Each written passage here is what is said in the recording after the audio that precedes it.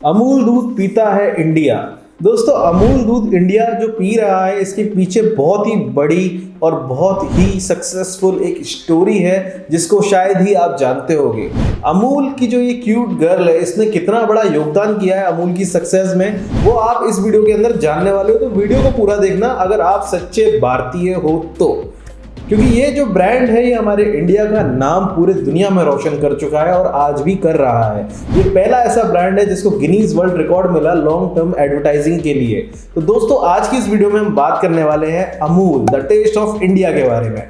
दोस्तों, नंबर 1 चीज, आज अमूल इसलिए बना क्योंकि डॉक्टर वर्जिस क्यूरिन इस नाम के शख्स ने आकर एक प्रॉब्लम समझी, और वो प्रॉब्लम ये थी कि 1946 के टाइम पर अंग्रेजों का राज था और हमारे देश के जितने भी किसान थे, स्पेशली जो गुजरात के जो किसान थे जो दूध वगैरह निकालते थे, उनका जितना भी पैसा होता था, जितना भी मार्जिन हो रहा था, वो मिडिल मैन खा रहा था। मतलब मेहनत उनकी, लेकिन कमाई किसकी हो रही थी? मिडिल मैन की। और जो भी डिस्ट्रीब्यूट हो रहा था दूध वगैरह वो बाकी के लोगों को जा रहा था। लेकिन तो जितने भी किसान वगैरह थे गुजरात के, उनको कोई फायदा नहीं हो रहा था। तब उन्होंने ये प्रॉब्लम को देखा और उन्होंने कुछ एक ऐसा सॉल्यूशन निकाला।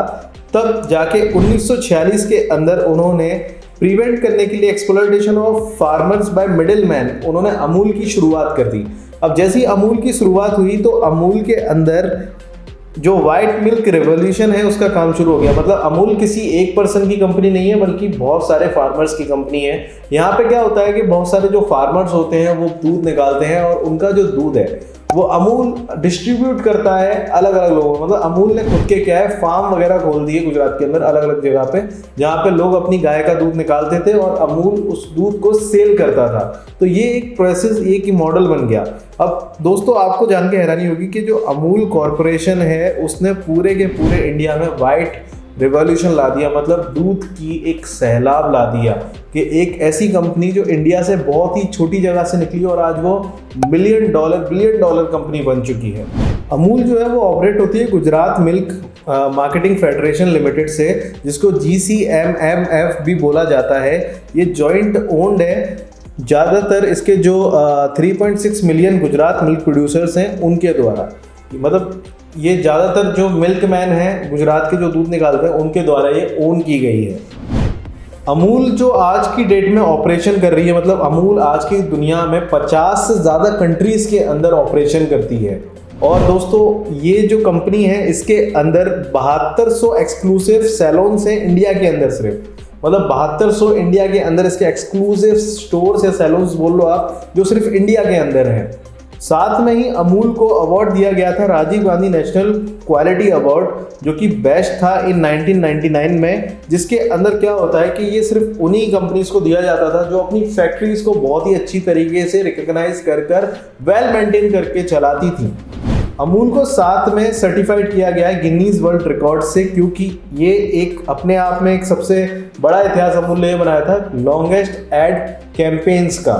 मतलब एडवर्टाइजिंग जो कैंपेन्स होती हैं वो सबसे ज़्यादा लॉन्गेस्ट चलाने में जो सक्सेसफुल ब्रांड रहा है वो हमारे देश का अमूल ब्रांड रहा है। तभी तो मैं कहता हूँ कि हमारे देश में क्रिएटिव एड्स की कमी नहीं है, हमारे देश में जीनियस लोगों की कमी नहीं है। चाहे वो बात एंटरप्रेन्योरशिप की हो, चाहे वो बात क्रिएटिव एड्स बनाने की हो, चाहे वो बात हो किसी कंपनी को चलाने की, तो हम लोग सबसे आगे हैं। इसीलिए आप देखो आज भी दुनिया के अंदर जितनी भी कंपनीज हैं उन सबके ज़्यादातर CEOs जो हैं वो इंडिया से हैं। ये तो बात हो गई अमूल की कि अमूल क्या है, कैसे है, लेकिन आपको इस बात पे गौर करना पड़ेगा कि अमूल हमारे देश का जो ब्रांड है वो इतना सक्सेसफुल कैसे है, क्या उसके फैक्टर्स हैं जो उसको इतना सक्सेसफुल बनाते हैं। तो मेजरली जितनी भी मैंने स्टडी करी इस कंपनी के बारे में, मुझे 4 बातें समझ में आई। पहली चीज़, इनोवेशन। ये कंपनी कभी भी इनोवेशन से पीछे नहीं भागती। मतलब कुछ भी एक नया एक्सपेरिमेंट आया ये करते हैं, ये कभी स्टक नहीं होते। ये they never settle in your comfort Jones. मतलब ये कभी अपने कंफर्ट जोन में सेटल नहीं होते। इनको कुछ ना कुछ नया एक्सपेरिमेंट करना है। जो ये कर रहे हैं, जिसमें ये कभी कभार फ्लॉप भी होते हैं लेकिन कभी कभार हिट भी होते हैं, और जब हिट होते हैं तो बहुत ज़्यादा पैसा कमा लेते हैं और रिवॉल्यूशन ले आते हैं। दूसरी चीज़, इनकी एडवर्टाइजमेंट कैंपेन। इनकी आपको अमूल गर्ल तो याद ही होगी।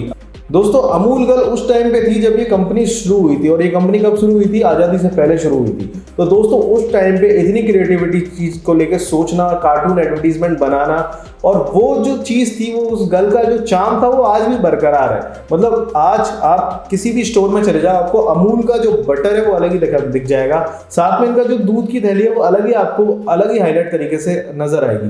तो इनने ये सोचा था कि हाँ क्वालिटी तो है, लेकिन क्वालिटी को मार्केट करना भी जरूरी है। अगर हम क्वालिटी पे सिर्फ डिपेंड रहे और उसको मार्केट में हमने कमी छोड़ दी तो फिर ये चीज़ नहीं चल पाएगी, क्योंकि इंसान हो चाहे गाड़ी हो, जब तक उसके पास चारों टायर ना हो और दो पैर ना हो तब तक वो नहीं चल पाता। इसी तरीके से एक कंपनी के पास एक अच्छा प्रोडक्ट और एक अच्छी मार्केटिंग स्ट्रेटजी नहीं हो तब तक वो प्रोडक्ट हिट नहीं होता।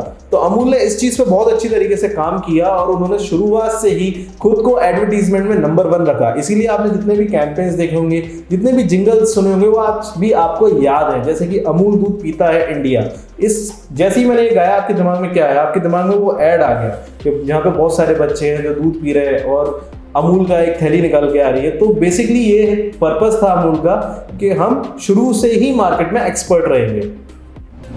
तीसरी चीज, पावरफुल ब्रांड। मतलब अमूल ने खुद को हमेशा एक पावरफुल ब्रांड की तरह देखा डे 1 से। उन्होंने ये नहीं सोचा कि हम एक दिन पे आके इतने बड़े बनेंगे, उन्होंने पहले दिन से ही मान लिया कि हम इतने बड़े ब्रांड हैं। तभी उन्होंने क्वालिटी और जो भी ब्रांडिंग है उसको उस लेवल से देखा और उसको उस लेवल से पूरा किया। Number 4, diversified portfolio.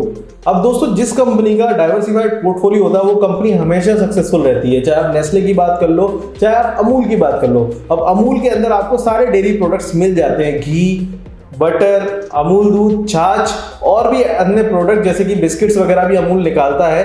तो ये जो प्रोडक्ट्स हैं अमूल के, अमूल की चॉकलेट्स भी आती हैं, तो ये जो प्रोडक्ट्स अमूल ने निकाले हैं, एक्सपेरिमेंट किया है, तो दोस्तों इसी प्रोडक्ट से उसने कस्टमर को लॉयल बनाया है। क्योंकि एक कस्टमर अगर दूध पी रहा है तो वो छाछ भी पी सकता है, तो दोनों चीजें अमूल की लेके जाएगा। अगर वो दूध लेके जा रहा है तो उससे हो सकता है मे बी वो चाय बनाए, कॉफी बनाए, तो फिर वो बटर भी उसको चाहिए।